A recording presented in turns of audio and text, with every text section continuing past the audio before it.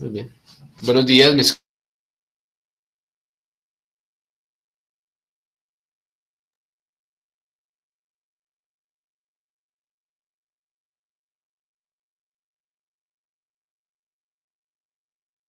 escuchan? ¿Pueden confirmar si me escuchan bien? Sí se escucha, Sebas.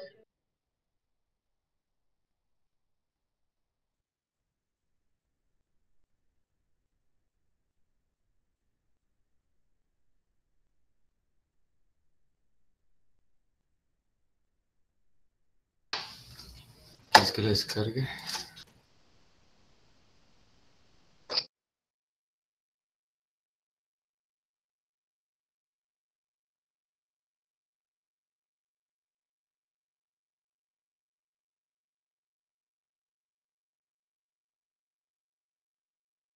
Buenos días.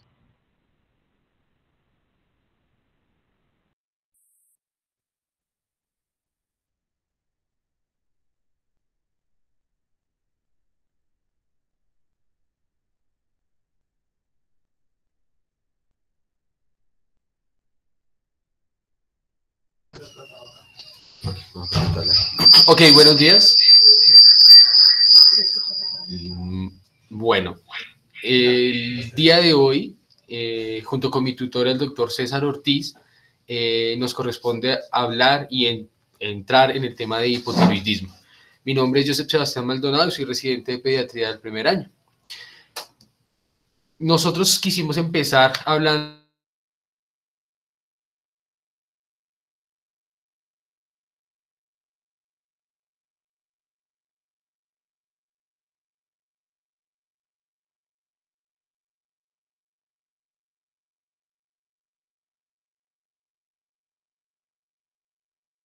la influencia de estas hormonas tiroideas, porque cuando antes del desarrollo humano. Y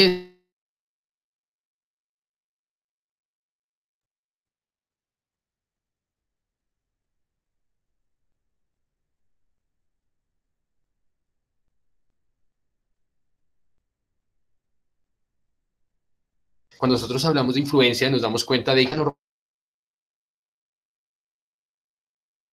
Sebas, se te está entrecortando.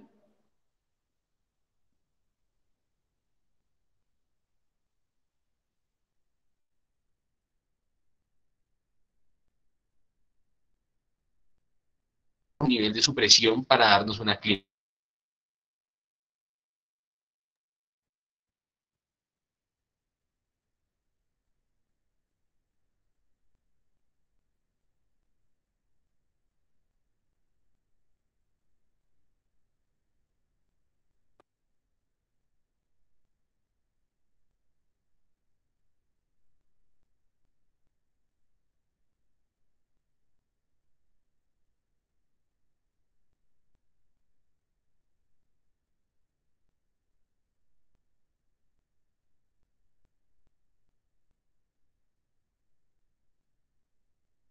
Y nos va a producir, importante hablar de que esa hipófisis anterior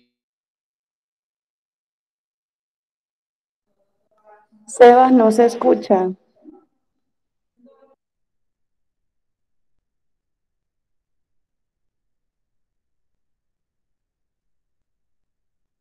LDH, hormona de crecimiento, también puede tener sintomatología asociada cuando está comprometida completamente el eje.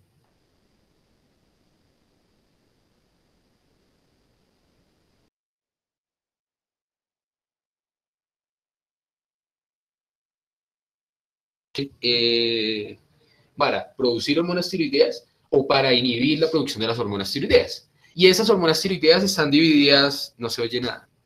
No se oye nada, no me escribió el doctor. Eh, aló, aló, aló.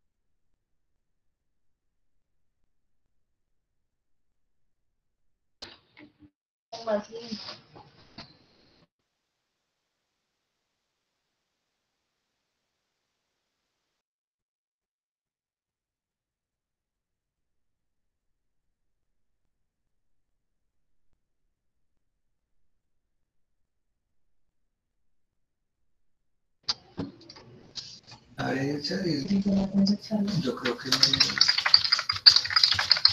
la biblioteca ya está abierta, ¿no? sí, no, yo voy a hablar ya Por lo con menos los Vladimir. residentes y que los estudiantes se conecten y entonces desde...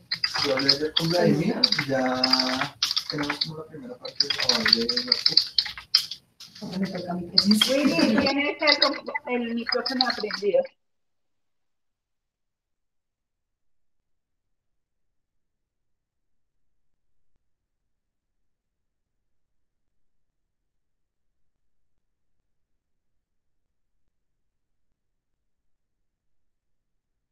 lo escuchas. Sí, ya yo sé.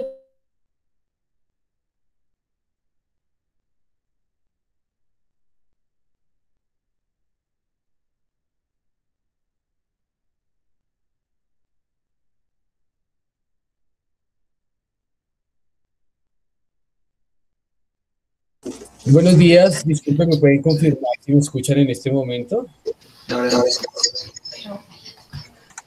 Ahora sí se escucha. Muchas gracias, qué pena la interrupción. Ya vamos a dar inicio a la charla de hipotiroidismo. Un minuto.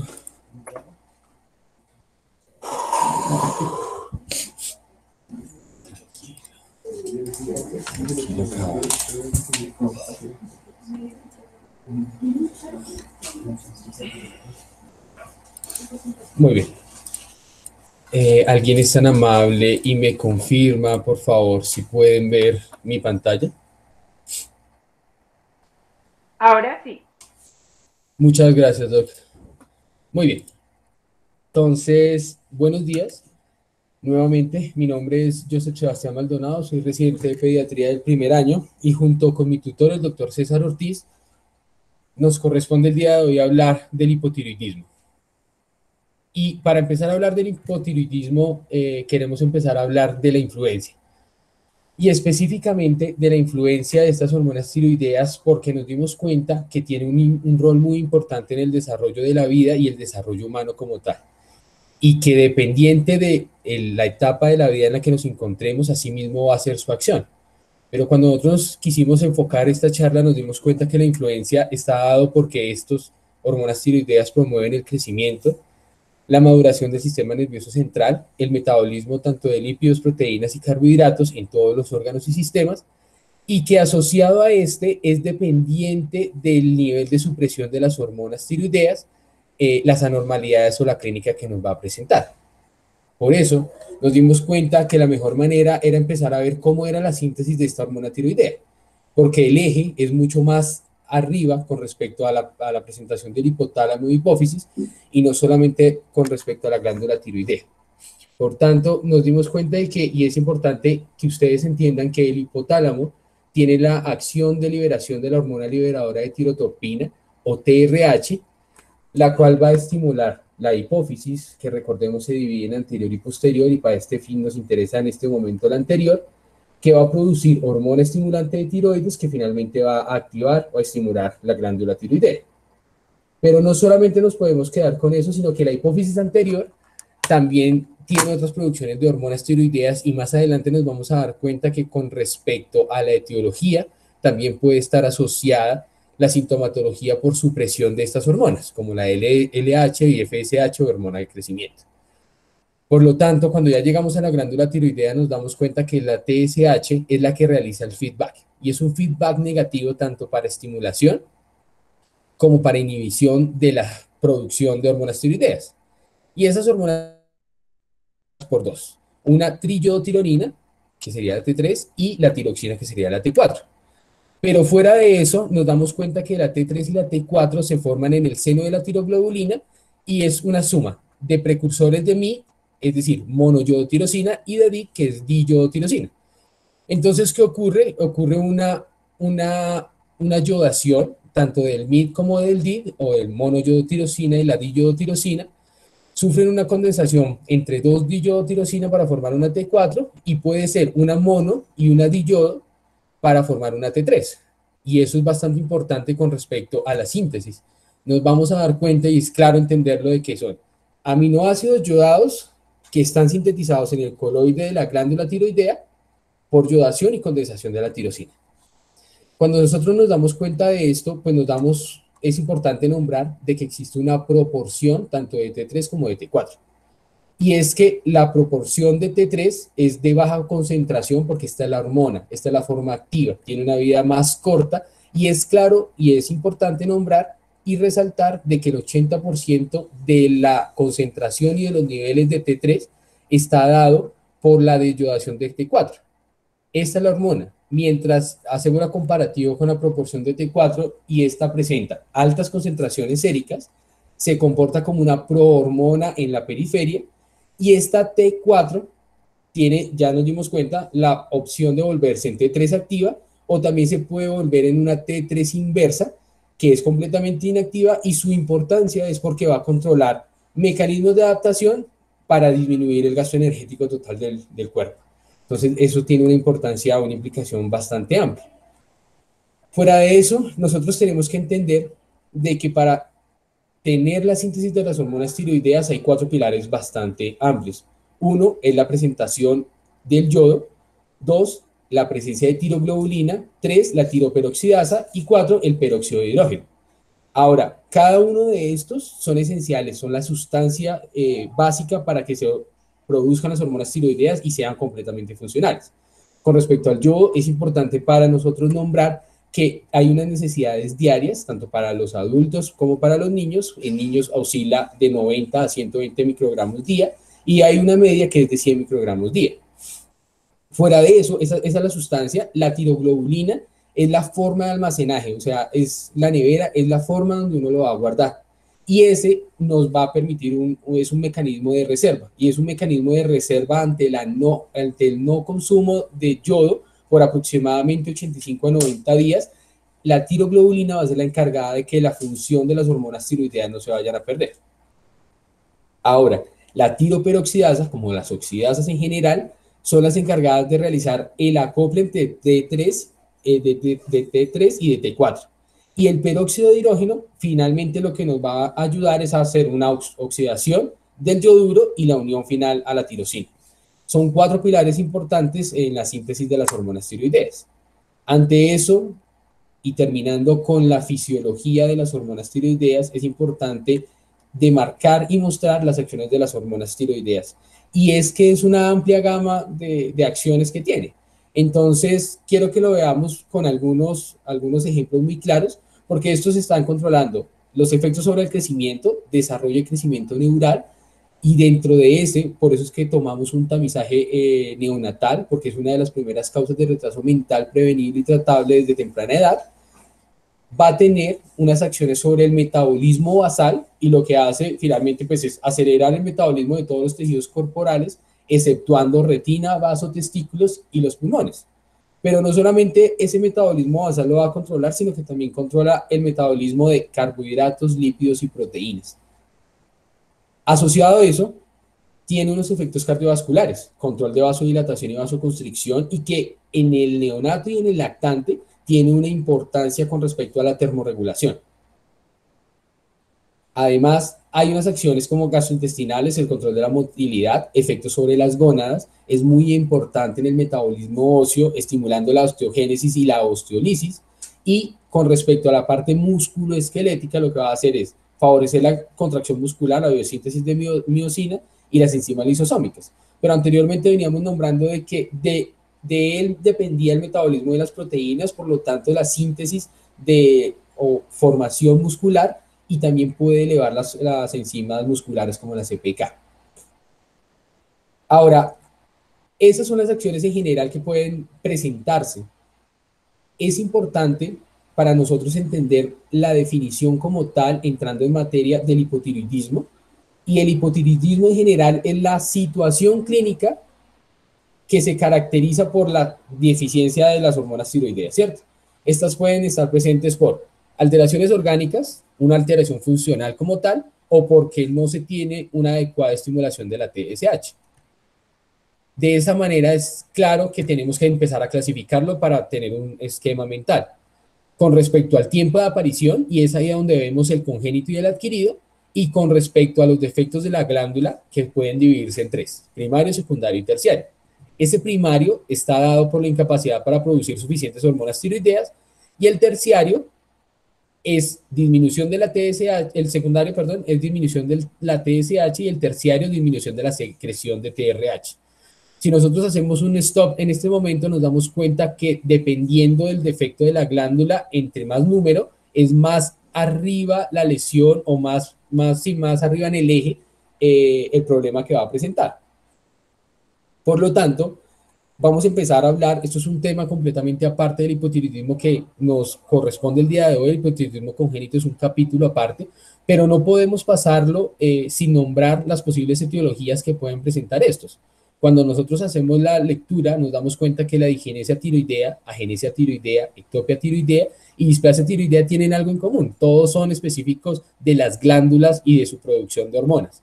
La digenesia tiroidea corresponde aproximadamente al 85% de los casos, y la displasia tiroidea, en un pequeño porcentaje de su total, tiene algunas asociaciones con factores genéticos.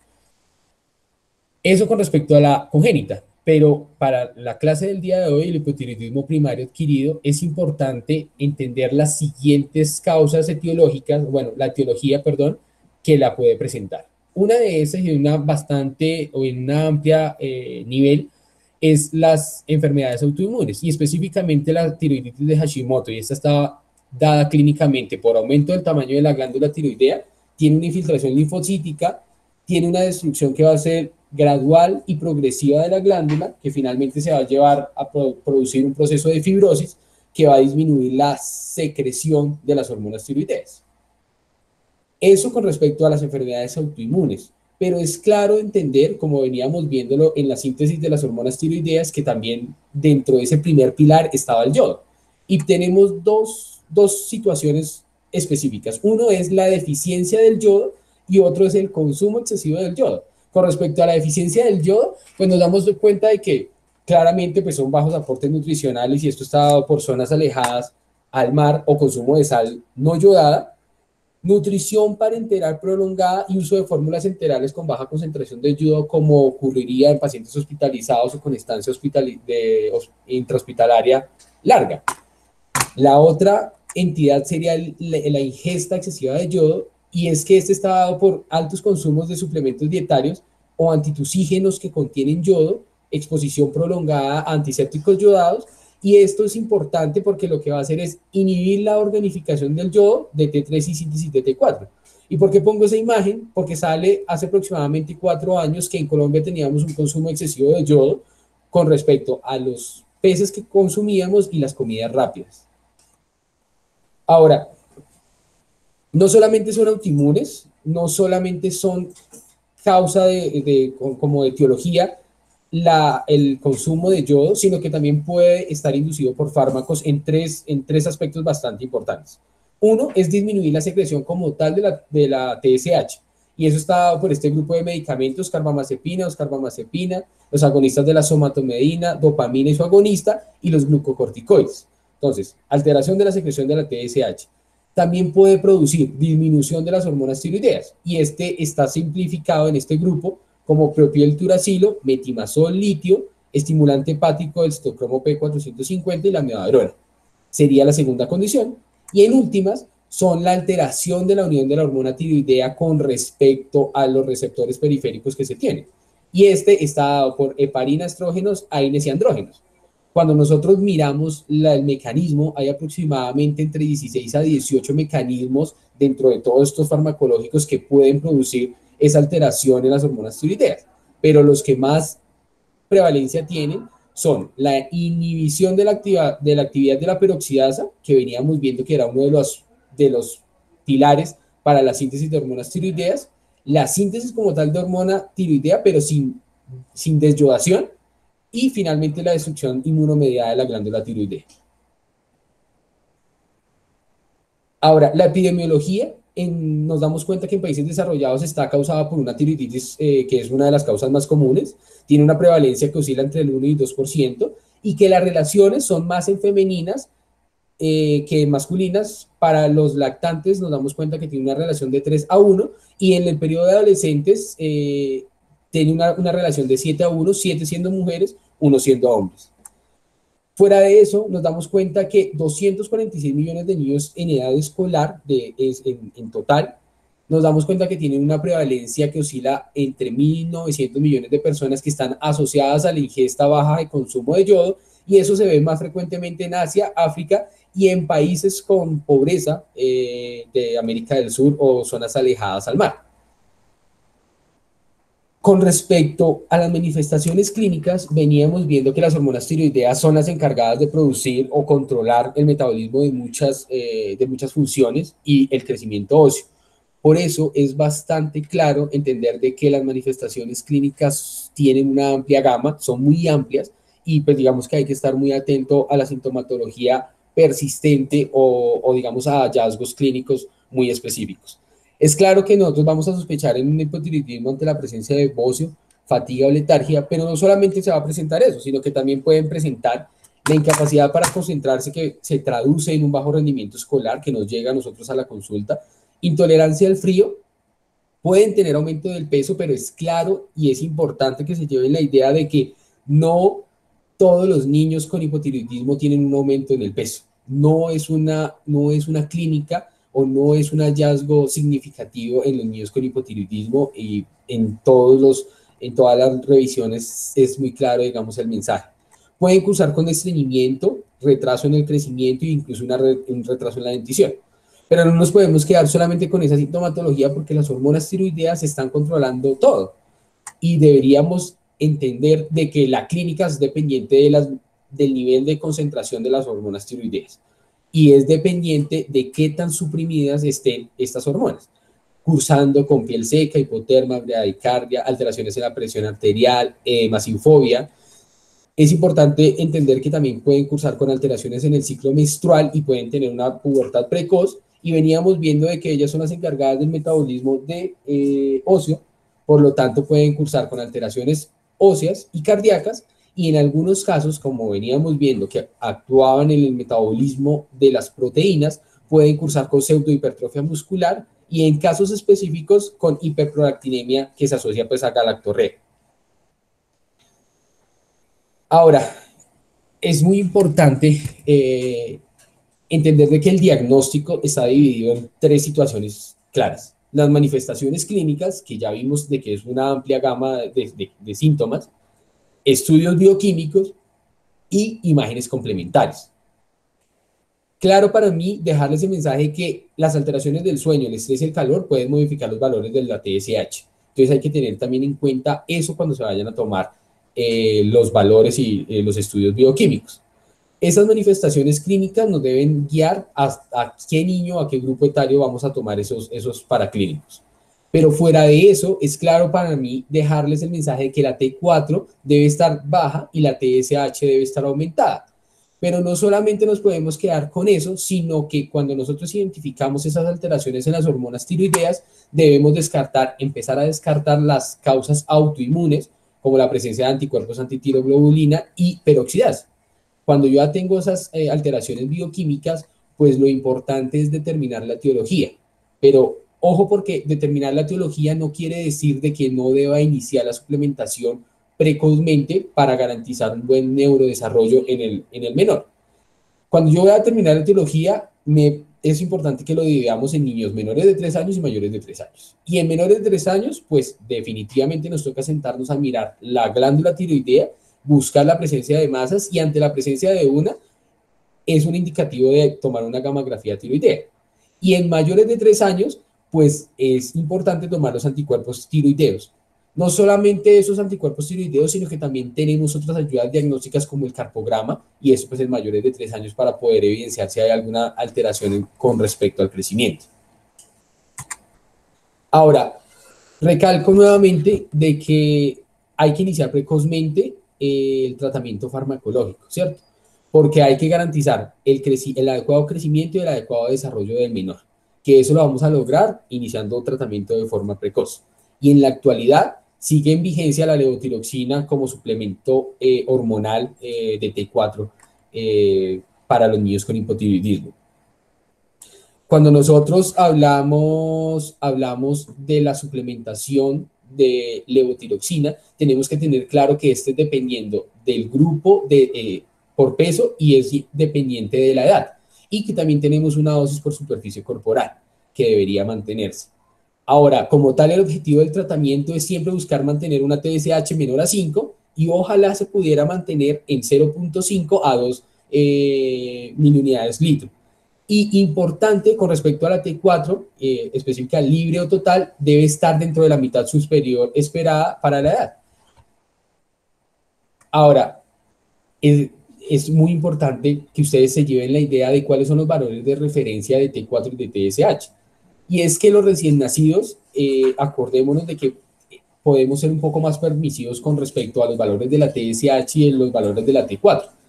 Pero quiero que se fijen muy claro en los niños de un mes hasta los de la pubertad, el valor de T4 es igual, es similar, y la TSH, digamos que se limita un poco más. Es claro que cuando nosotros llegamos a algún sitio debemos mirar el valor de referencia con respecto a la TSH, porque para nuestra institución va de 0 a 15 nanogramos de cilitro, y es claro cuando vamos a empezar a hacer el cribaje, pues digamos que el tamizaje, perdón, de hipotiroidismo congénito, ¿no? Y ante eso, pues tenemos que tener claro de que a qué grupo le vamos a hacer un seguimiento, y es que pues le vamos a hacer seguimiento cada 4 a cada 8 semanas, desde que yo inicio el tratamiento, desde cada modificación de las dosis con TSH y T4. ¿Hasta qué momento? Hasta que yo logre una dosis terapéutica adecuada, control de la sintomatología, y cuando ya ese evento ocurre, pues le voy a hacer un control un poco más prolongado, que va a ser de 4 a 6 meses. Esto con respecto al hipotiroidismo primario, ¿no? Pero no podemos obviar de que hay un secundario y un terciario. El secundario también se llama central. Y veníamos viendo cuando hicimos la clasificación de que ese secundario está dado por la disminución de la secreción de TSH y el terciario está dado por la disminución de la secreción de TRH. Es decir, quiero que se tengan claro de que es más arriba con respecto al eje de la lesión o la posible etiología. Pero acá lo podemos simplificar porque en ese hipotiroidismo central o secundario, si lo dividimos en congénito y adquirido con respecto a la aparición de la sintomatología, en el congénito tiene unos defectos funcionales o estructurales y que casi siempre son causados por la inactivación de la TRH, del receptor como tal de TRH, mientras que los adquiridos son lesiones tumorales, exposición a medicamentos o en periodos prolongados de asfixia que puede llegar a una necrosis hipoficiaria que veníamos viendo que controlaba el eje en la parte superior. Con respecto a este secundario, la epidemiología representa menos del 1% de todos los casos de hipotiroidismo mundial y pues para el congénito oscila entre 1 a 25.000 o incluso 100.000 personas vivas en la actualidad. Y las manifestaciones clínicas pues no son muy diferentes al otro hipotiroidismo que veníamos viendo primario, pero en este caso pueden estar ausentes completamente o pueden estar, digamos que, claras en toda su sintomatología. Pero no nos podemos quedar solamente con lo que puede causar la hormona tiroidea, porque al principio de la presentación nos estábamos dando cuenta de que podía cursar con alteraciones o deficiencias de otras hormonas hipoficiales. Por lo tanto, entonces pueden cursar con hipoglicemia por disminución del crecimiento, de la hormona del crecimiento y de la adrenocorticotropa. Pueden cursar con micropene y criptorquidia por disminución de la hormona luteinizante. Pueden cursar con lesiones o defectos de la línea media como paladar hendido, y en supresiones bastante marcadas pueden presentar alteraciones visuales. Ahora, no solamente nos podemos quedar con las manifestaciones clínicas, sino que también debemos ser claros con respecto a la visualización e inspección de la glándula tiroidea. Y es que es importante y es claro que no solamente hacemos una inspección, sino debemos hacer una palpación y una auscultación de la hormona tiroidea para evidenciar o buscar alguna posible lesión o masa. Dentro de estos, pues se repite algo muy similar a lo anterior, que es la T4 baja y la TSH, que puede estar en valores bajos o en valores normales. ¿Qué tiene de especial esto?